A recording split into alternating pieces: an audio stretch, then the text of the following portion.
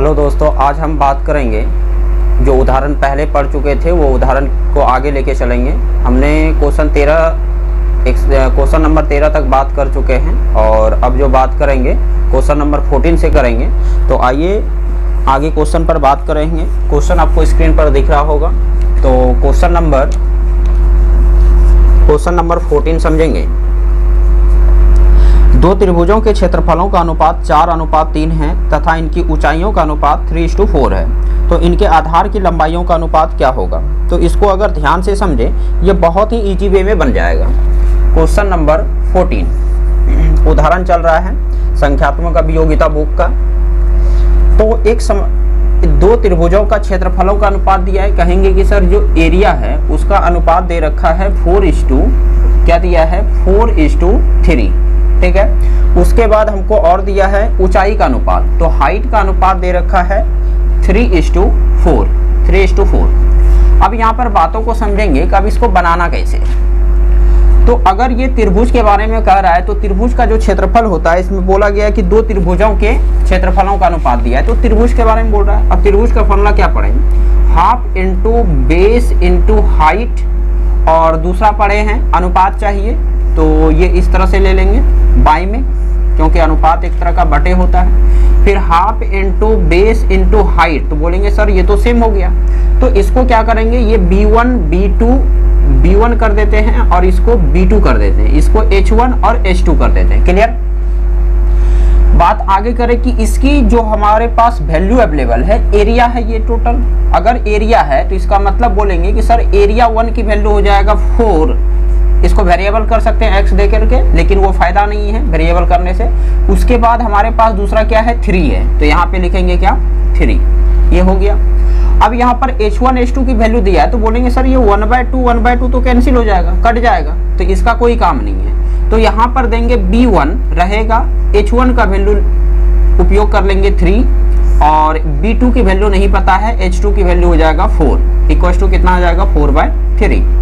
अब यहाँ पर देखिए कि जो डिवाइड में रहता है ये हमारा डिवाइड में, तो जो डिवाइड में रहेगा वो मल्टीप्लाई में हो जाएगा और जो मल्टीप्लाई में है वो डिवाइड में आ जाएगा। तो इसका मतलब ये हुआ कि B1/B2 की जो वैल्यू होगा वो हो जाएगा 3 को यहाँ ला देंगे, ये 4/3 पहले से है तो ये 3 आ जाएगा नीचे, और ये नीचे में जो 4 है वो चला जाएगा ऊपर। तो ये हो गया 4। तो मल्टीप्लाई करेंगे तो B1:B2 की वैल्यू कितना हो जाएगा 16/9। तो अनुपात आपसे पूछा है तो यही हम बोलेंगे 16:9। ये आपका करेक्ट आंसर हो गया। क्लियर?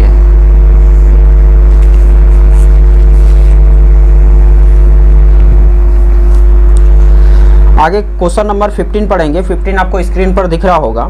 एक समानांतर चतुर्भुज के आधार इसकी ऊंचाई से 2 गुना है। एक समानांतर चतुर्भुज है, चतुर्भुज का जो आधार है इसकी ऊंचाई से 2 गुना है। तो समानांतर चतुर्भुज अगर बनाया जाए तो ये देखिए समानांतर चतुर्भुज, ये हो गया समानांतर चतुर्भुज। और समानांतर चतुर्भुज में आपका क्या बोला कि ऊंचाई मान के चलिए कि ये हम इसको ऊंचाई कर देते हैं यहाँ से कि ये वाला आपका हाइट है, ये क्या हो गया, हाइट हो गया। ठीक है।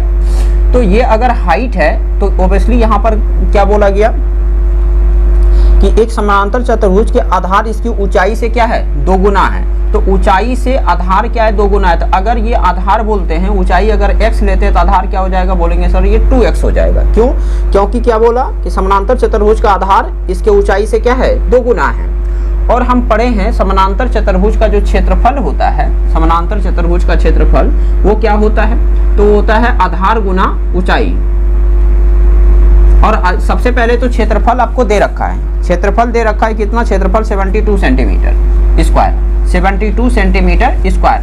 और इसका क्या होता है, आधार गुने ऊंचाई होता है। क्या होता है, आधार गुने ऊंचाई बराबर कितना हो गया, 72 हो गया। ठीक है।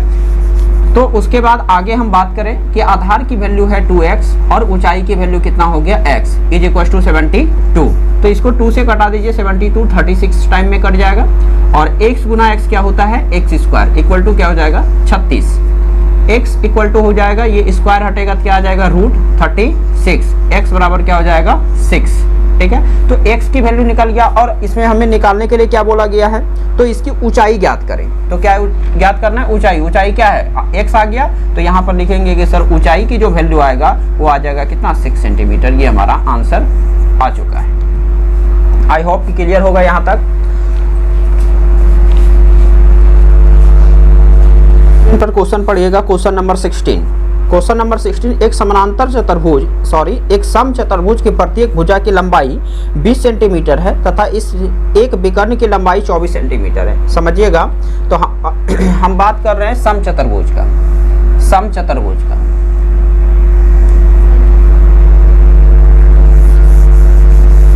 क्वेश्चन नंबर 16 और ये सम चतुर्भुज के बारे में बात करेंगे।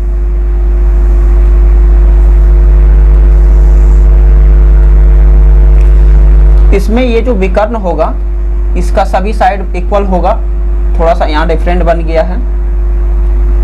तो अगर हम बात करें कि ये बीच में O है, ये नाम दे दिए कि ये A, B, C और ये D है, ठीक है, क्लियर। अब यहाँ पर बात करेंगे, मान के चलिए कि कोई एक विकर्ण जो है हमारे पास अवेलेबल है कि BD जो है, बोलेंगे सर अवेलेबल है 24 सेंटीमीटर और एक साइड दिया है, तो साइड किसी को मान लेते हैं कि CD की वैल्यू जो दे रखा है वो कितना दिया है, 20 सेंटीमीटर दिया है, क्लियर। अब यहाँ पर बात करेंगे कि AC की वैल्यू मान लेते हैं कि सर यहाँ से यहाँ तक X है और यहाँ से यहाँ तक X है, क्योंकि ये वाला पार्ट और ये पार्ट आपस में इक्वल होता है। तो अगर हम x मानते हैं तो बोलेंगे कि सर यहाँ से AC को आप कह सकते हैं कि x plus x equal to 2x हो जाएगा, क्लियर। तो अब यहाँ तक होने के बाद एक और थॉट्स को समझेंगे, बोलेंगे सर ये वाला जो है इसको हम ट्रायंगल कह सकते हैं, बोलेंगे बिल्कुल कह सकते हैं ट्रायंगल। और ये ट्रायंगल कहेंगे तो ध्यान दीजिए कि एक वैल्यू इसका x है और एक वैल्यू क्या है, टोटल 24 था, बोलेंगे सर ये आधा आधा होता है 50-50। तो ये अगर 24 है 12 ये होगा, 12 ये होगा, मतलब दोनों 12-12 सेंटीमीटर का हो जाएगा। और नीचे वाला साइड कितना दिया है, 20 सेंटीमीटर, क्लियर।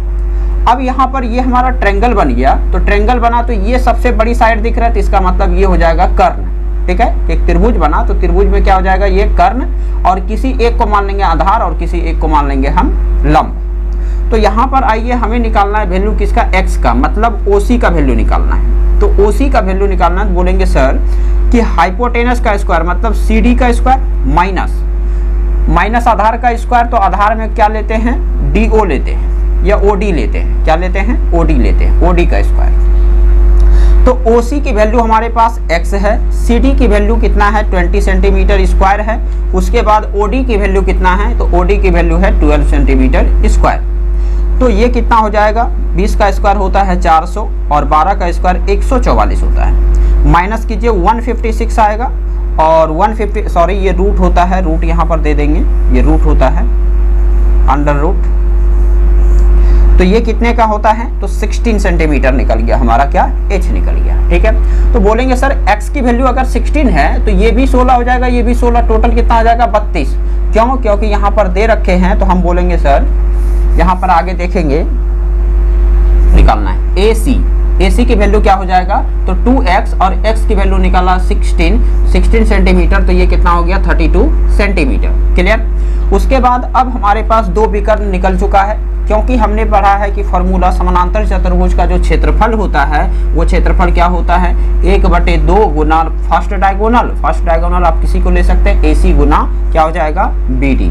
तो एक डायगोनल AC ले लिए और एक डायगोनल जिसको आप हिंदी में विकर्ण कह सकते हैं, विकर्ण हमारा क्या हो जाएगा, BD हो जाएगा। आइए तो क्षेत्रफल निकालना 1/2, AC की वैल्यू कितना है, तो AC की वैल्यू 32 सेंटीमीटर है और BD की वैल्यू 24 सेंटीमीटर है। तो ये कट जाएगा कितने बार में, 16 टाइम में, और ये आपका हो जाएगा कितना, 16 चौके 64 और 16 दूनी 32 और 6 कितना 38, 384 सेंटीमीटर स्क्वायर आपका यहाँ तक आ चुका है। आई होप कि इसको समझ चुके होंगे अच्छे से। तो समानांतर चतुर्भुज का क्षेत्रफल याद कर लेंगे, क्षेत्रफल बराबर क्या होता है, 1/2 गुना विकर्ण 1 गुना विकर्ण 2, ठीक है, ये होता है। यहाँ पर हम लिख देते हैं क्षेत्रफल बराबर क्या हो जाएगा, 1/2 गुना विकर्ण फर्स्ट गुना विकर्ण सेकेंड, ठीक है। तो टोटल कितना विकर्ण होता है, इसमें 2 विकर्ण रहेगा और विकर्ण 1 को विकर्ण 2 से मल्टीप्लाई करेंगे और उसमें 1/2 लगाएंगे, तो यही हमारा क्या होगा, समानांतर चतुर्भुज का क्षेत्र।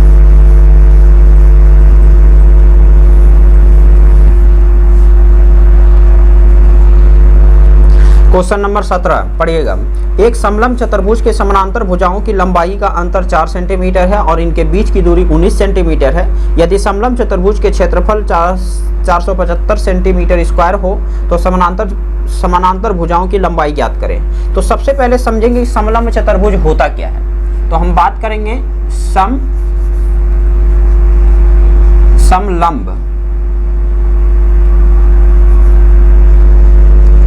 समलंब चतुर्भुज, ठीक है। तो समलंब चतुर्भुज के बारे में बात करेंगे तो समलंब चतुर्भुज देखिए इस शेप में होता है, ये हो गया आपका समलंब चतुर्भुज, ठीक है। ये समलंब चतुर्भुज हमने तैयार कर लिया। मान के चलिए कि ये वाला साइड हम उसके हिसाब से ले लेते हैं कि ये वाला साइड उसके हिसाब से है और ये वाला बीच वाला जो क्या बनेगा, बीच वाला बन जाएगा आपका हाइट, ठीक है। और ये आपका समानांतर साइड आ जाएगा, लेकिन समानांतर साइड ये वाला रहेगा, तो इसको हम बोलेंगे ए और इसको बोल देते हैं बी, ठीक है। और ये हमारा हाइट है।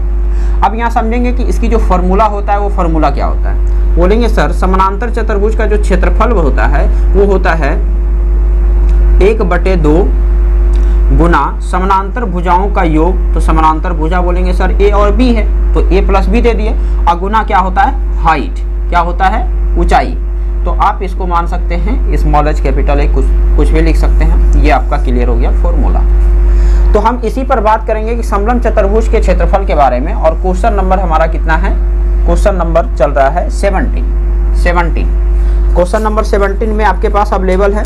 देखिए हम यहाँ पर भी फिगर बना रहे हैं, ध्यान से समझिएगा।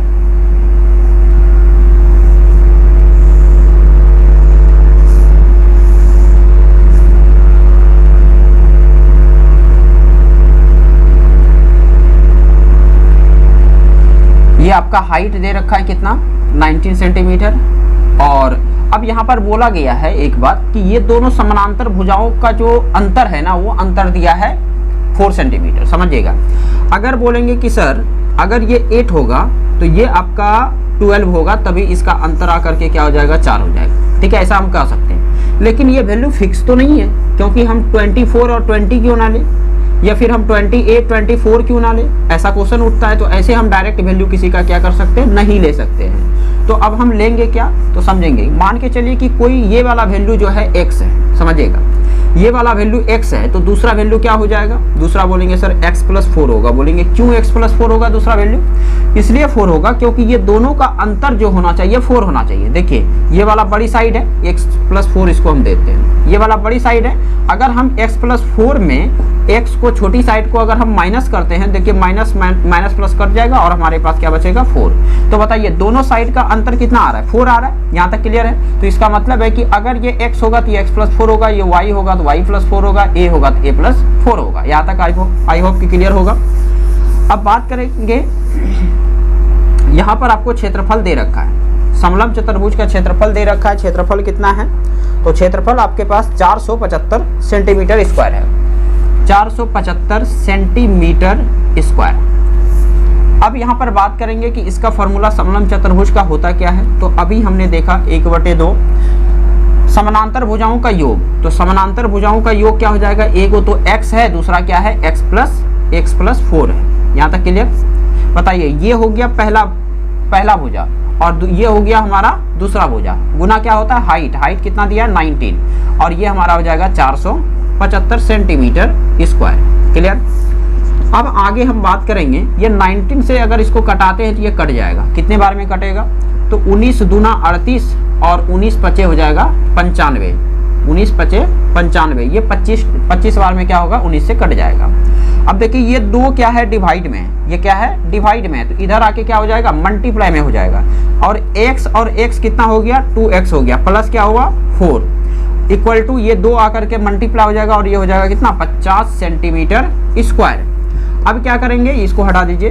अब ये क्या करेंगे, ये देखिए ये किस में है, प्लस में, तो इधर आकर के क्या हो जाएगा, माइनस में। तो 2x बराबर हो जाएगा 50 माइनस 4। तो 2x बराबर कितना हो जाएगा, 46।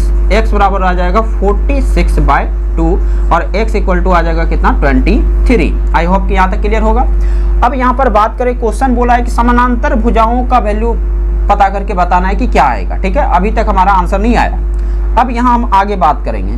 तो पहली भुजा या छोटी भुजा हम बोल देंगे, छोटी भुजा हमारा क्या हो जाएगा, तो छोटी भुजा बोलेंगे सर क्या है, x है। सॉरी, यहाँ पर आएंगे, छोटी भुजा क्या है, x है और x की वैल्यू 23 आया, पहला आंसर निकल गया। उसके बाद बोलेंगे सर बड़ी भुजा, तो बड़ी भुजा हमारा क्या हो जाएगा, बड़ी भुजा आ जाएगा कितना, x + 4।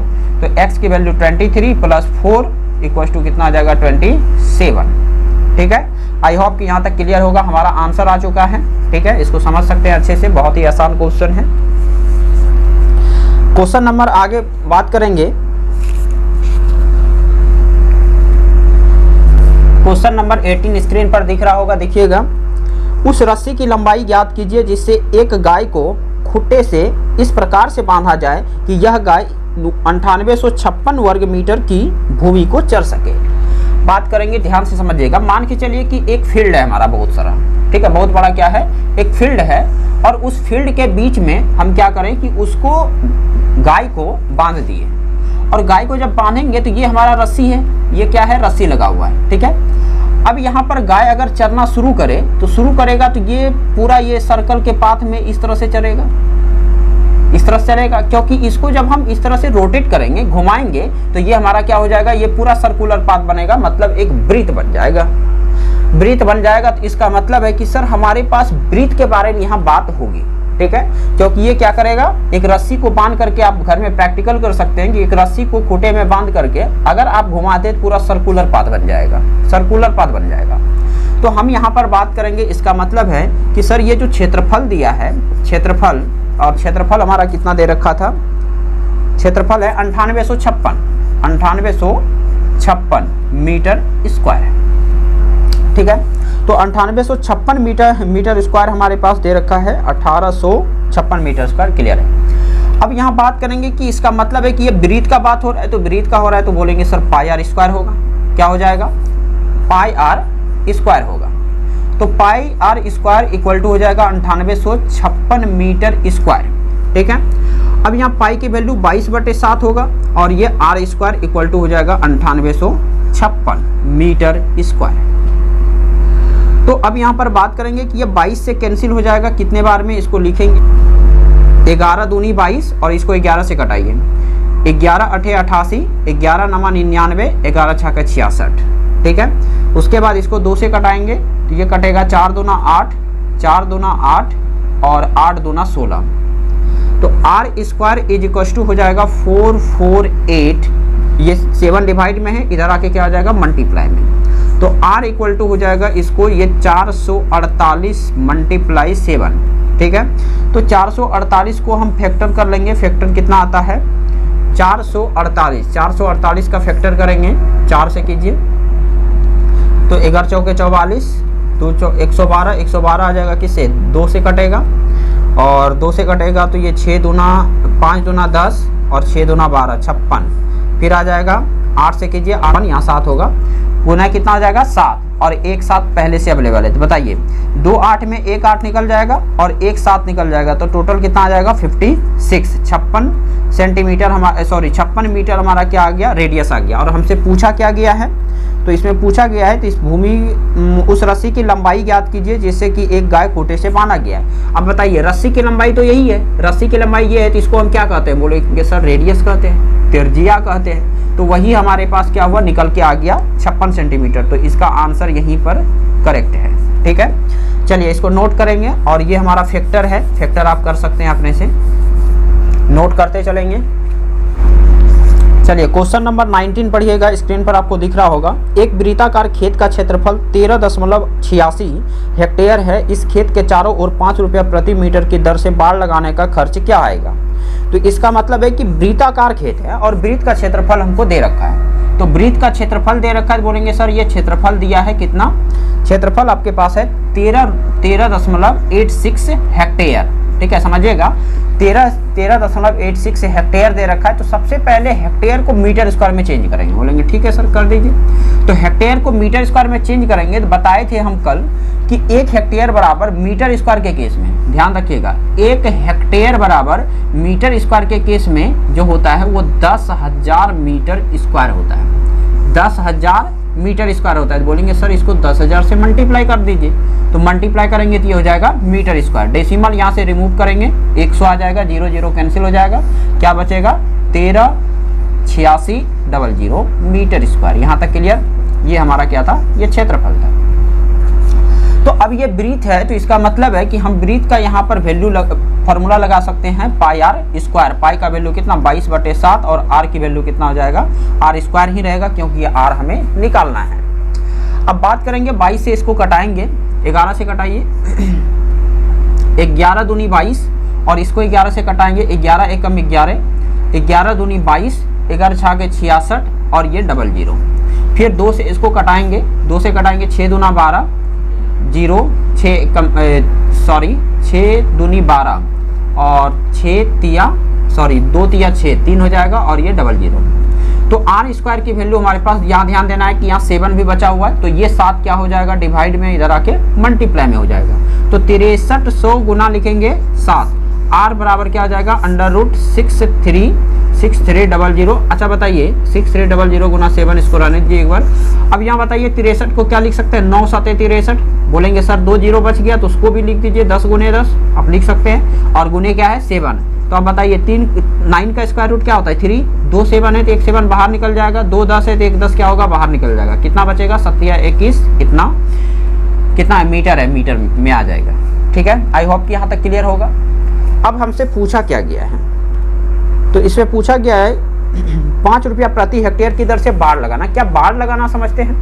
बाड़ लगाने का ये मतलब होता है कि मान के चलिए कि ये सर्कल है, समझिएगा ये आपका सर्कुलर के पाथ में क्या है, खेत है।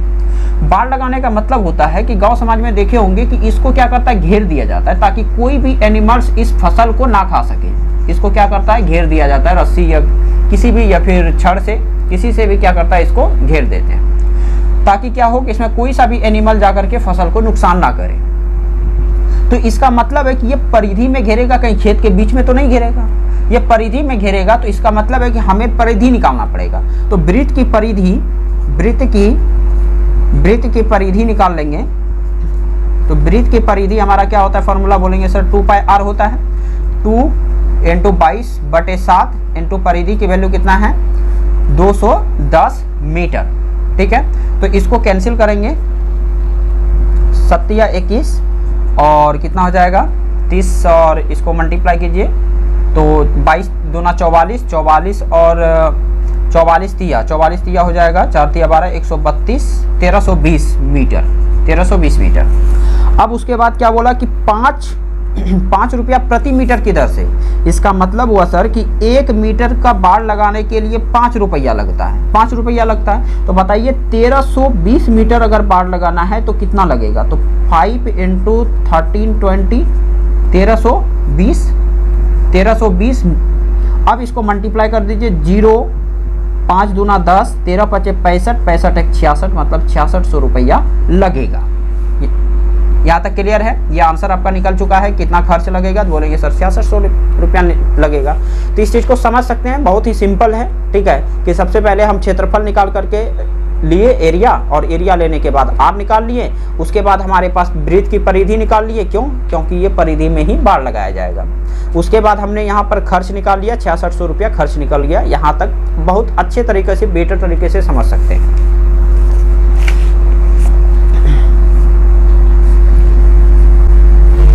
चलिए क्वेश्चन नंबर 20 स्क्रीन पर देखिएगा, दिख रहा होगा। एक बस के पहिए का व्यास 140 सेंटीमीटर है। व्यास कितना दे रखा है, जिसको हम डी कहेंगे, या तो व्यास लिख देते हैं। व्यास जिसको आप क्या कहिएगा, डी, कितना है 140 सेंटीमीटर। तो यहाँ से आप आर निकाल सकते हैं, त्रिज्या। तो क्या होता है d/2, और ये कितना होता है 140/2 करेंगे तो कितना आ जाएगा 70 सेंटीमीटर। क्लियर? नेक्स्ट बात करेंगे कि ये 66 किलोमीटर प्रति घंटा दिया है। 66 किलोमीटर प्रति घंटा का मतलब जैसे कि आप लोग पढ़े होंगे कि बाइक में बोला जाता है कि माइलेज होता है, तो माइलेज क्या होता है कि 1 लीटर पेट्रोल में तय किया गया दूरी होता है। उसी तरह से 66 किलोमीटर प्रति घंटा का मतलब हुआ कि 1 घंटा में, जैसे यहाँ पर लिख देते हैं 66 किलोमीटर प्रति घंटा, इसका मतलब हुआ कि 1 घंटा में तय किया गया दूरी कितना है, 66 किलोमीटर है। क्लियर? तो अब यहाँ पर हम मिनट में निकालेंगे। 1 घंटा में 60 मिनट होता है, तो 60 मिनट में कितना दूरी तय करेगा, तो वही करेगा 66 किलोमीटर। अब हमको निकालना 1 मिनट में, अभी पता चलेगा कि हम मिनट में क्यों बदल रहे हैं। 1 मिनट में कितना हो जाएगा, तो 66 बटे कितना हो जाएगा, 60 किलोमीटर। क्लियर? अब किलोमीटर को हम चेंज कर लेंगे किसमें, मीटर में। तो किलोमीटर को मीटर में बनाने के लिए 1000 से क्या करते हैं, मल्टीप्लाई करते हैं। ये हमारा चेंज हो गया मीटर में। अब देखिए ये जीरो कैंसिल हो गया, 6 से ये कट जाएगा 11 बार में, और ये कम्प्लीटली कितना आ जाएगा, 1100 मीटर। ये 1100 मीटर क्या आ गया, डिस्टेंस आ गया, 1 मिनट में तय किया गया दूरी आ गया। अब बात करेंगे पहिया जब घूमेगा, तो घूमने का मतलब हुआ कि वो परिधि, जैसे कि ये पहिया है, ठीक है, तो पहिया अगर यहाँ से चलना शुरू करता है, एक बार रोटेट करना, तो ये कम्प्लीटली घूम के वापस इसको यहाँ आने में एक कुछ ना कुछ दूरी तय करेगा। इसका मतलब है कि इसकी जितनी परिधि होगा ना, उतना ही दूरी ये एक चक्कर में पूरा करेगा। तो इसका मतलब है कि वृत्त की परिधि निकालना पड़ेगा। तो वृत्त की परिधि बराबर हो जाएगा, परिधि क्या होता है, 2 पाई आर होता है। तो 2 इंटू पाई का वैल्यू 22/7 और आर की वैल्यू कितना दे रखा है, आर हमने निकाला 70 सेंटीमीटर। और सेंटीमीटर को मीटर बनाना पड़ेगा। बोलेंगे क्यों बनाए सर, क्योंकि यहाँ हमने डिस्टेंस जो निकाल के रखा है वो मीटर में, तो इसको क्या करेंगे, मीटर में बदल देंगे। तो मीटर बदलने के लिए कितना से डिवाइड, 100 से डिवाइड, ये हो गया मीटर। 1 0 कैंसिल हो गया, 7 से 7 कैंसिल, ये 2 से 5 टाइम में कैंसिल हो गया। तो ये हमारा कितना हो जाएगा, तो ये हो जाएगा 22/5 मीटर। क्लियर? अब यहाँ पर बात ये हमको करना है कि इतना मीटर तो निकल गया, अब हमें क्या निकालना है, तो इसमें ध्यान रखना है कि 1 मिनट में कितना चक्कर लगाएगा। 1 मिनट में कितना चक्कर लगाएगा, तो चक्कर को समझेंगे। तो 1 मिनट, एक बार जब ये चक्का घूमता है तो 22/5 मीटर की दूरी को तय करता है। लेकिन हमको इतना मीटर की दूरी वो तय किया, तो कितना चक्कर लगाया होगा, तो यहाँ पे लिखेंगे चक्करों की संख्या।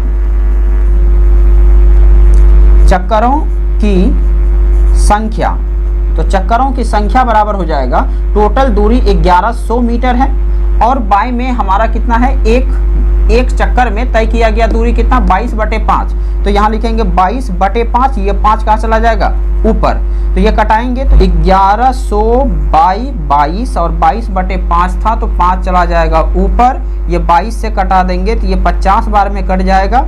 और यहाँ पर हमारा कितना आ गया, 50 गुना 5, 250 चक्कर। कितना आ गया, 250 चक्कर। ये आई होप कि यहाँ तक क्लियर होगा। ये क्वेश्चन का आंसर निकल चुका है, इसको नोट कर लेंगे।